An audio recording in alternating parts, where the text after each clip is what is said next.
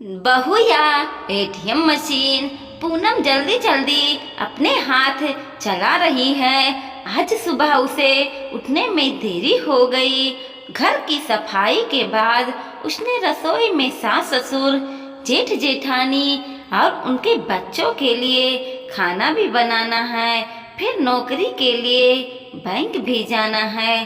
Bank में आकर रात में सभी के लिए खाना बनाना पूनम की रोज यही दिनचर्या है।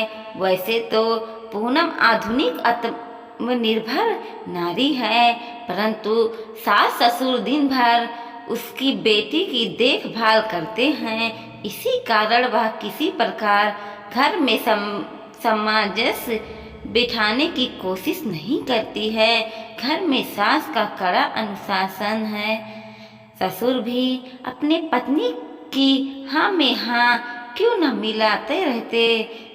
सुबह रात का खाना बनाने की जिम्मेदारी सास ने उसके कंधे पर डाल रखी है।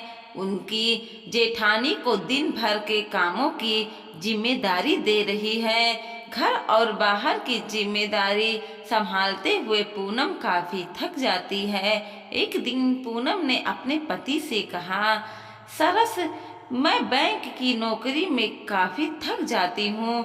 घर लौटने के बाद मुझे इतने लोगों का खाना बनाने की हिम्मत नहीं रहती है। माँ जी सासू माँ से कहने के दिन भर के लिए एक मेड रख ले, पैसे मैं दे दूंगी।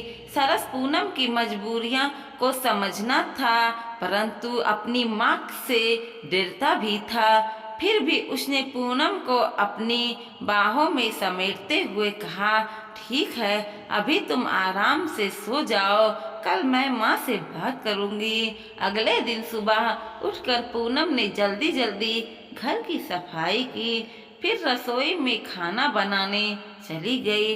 उसी समय उसके ससुर ने उस पर चिल्लाते हुए कहा, बहू, तुमने ये कैसी सफाई की है?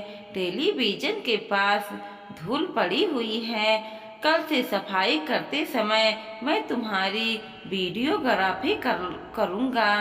पूनम के मन में जब आक्रोश आखिर उबल ही पड़ा। उसने तैसे में कहा, पापा, मैं कोई इस घर की मेड हूँ जो आप मेरी सफाई की वीडियोग्राफी करेंगे। इतना सुनते ही पूनम की सास ने उस पर चिल्लाते हुए कहा, बहू, तुम्हारी हिम्मत कैसे हुई अपने ससुर से मुंह लगने की? उसी समय सरल ने बात संभालते हुए पूनम को बैंक जाने के लिए तो होने को कह ही दिया।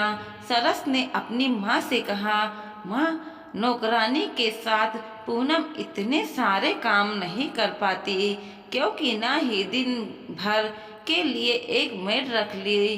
बेटे की बात सुनकर उसकी माँ ने चिल्लाते हुए कहा, सरस, तुम ज्यादा बीबी की तरफदारी मत करो। हमारे घर में रहती है तो उसे हमारी मर्जी के अनुसार चलना ही होगा।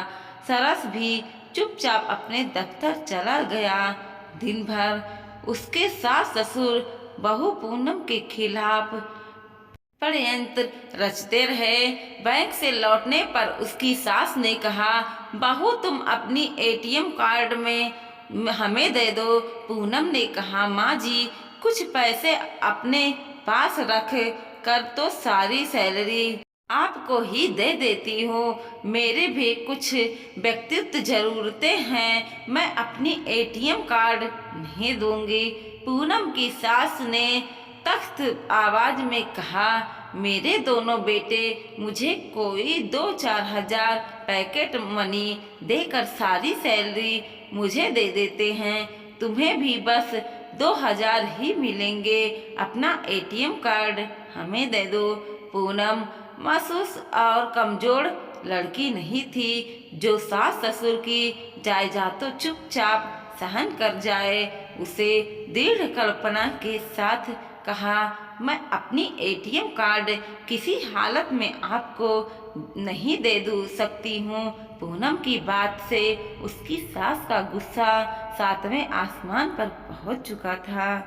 सरस ने पूनम का पक्ष लेते हुए कहा, माँ को शांत करने की कोशिश की, परंतु उसकी माँ ने बेटे की शर्ट की कॉलर पकड़कर कहा, तुम दोनों अभी मेरे घर से निकल जाओ। तुम नामर्द हो, बीवी से डरते हो, ढकेलते हुए अभी मेरे घर से निकल जाओ। पूनम ने ससुर अपने पत्नी के समर्थन मूक दर्शन बने रहे। रात के 10 बजे पूनम ने पैकेट में फोन कर बुलाया और अपनी बड़ी बहन से बात की। उसी समय कुछ सामान लेकर पति और बेटी के साथ बहन के सोसाइटी में चली गई। संयोग से एक खाली प्लेट भी था। अब पूनम सुकून के साथ पति और बेटे के साथ रहने लगी। स्कूल से आकर उसकी बेटी मौसी के पास रहती है। कुछ दिन के बाद उसके सास ससुर की तबीयत खराब रहने लगी। उसी सास के दोनों घुटने का ऑपरेशन हुआ। पूनम पति पत्नी उन्हें अस्पताल से लेकर ही लौट आए।